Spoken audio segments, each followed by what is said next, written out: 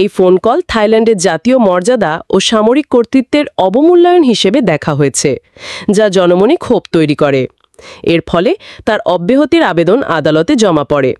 ফলে 7-2 ভোটে সাংবিধানিক আদালত তাকে সাময়িক বরখাস্ত করে। প্রধানমন্ত্রী হিসেবে পেতং তার্নের পদত্যাগ কার্যকর না হওয়া পর্যন্ত 15 দিন সময় দেয়া হয়েছে আত্মপক্ষ সমর্থনের জন্য। এই সময়টিতে উপপ্রধানমন্ত্রী সুরিয়া জুংরুংরুয়াং কিত থাইল্যান্ডের ভারপ্রাপ্ত প্রধানমন্ত্রী হিসেবে দায়িত্ব পালন করবেন। শেষ পর্যন্ত যদি তিনি ক্ষমতাচ্যুত হন, তাহলে পেতং তার্ন হবেন গত বছরের অগস্টের পর থেকে ফু থাই পার্টির ক্ষমতা হারানো দ্বিতীয় প্রধানমন্ত্রী। ওই সময় তার পূর্বসূরি প্রধানমন্ত্রী শ্রেথা থাবিসিনকে অতীতে জেল খাটা সাবেক এক আইনজীবীকে মন্ত্রী পরিষদে নিয়োগ দেওয়ার কারণে বরখাস্ত করেছিল দেশটির সাংবিধানিক আদালত।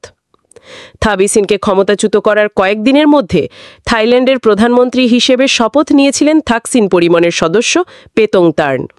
তিনি দেশটির সবচেয়ে কম বয়সী এবং ফুপু ইংলাকের পর দ্বিতীয় নারী প্রধানমন্ত্রী হয়েছিলেন।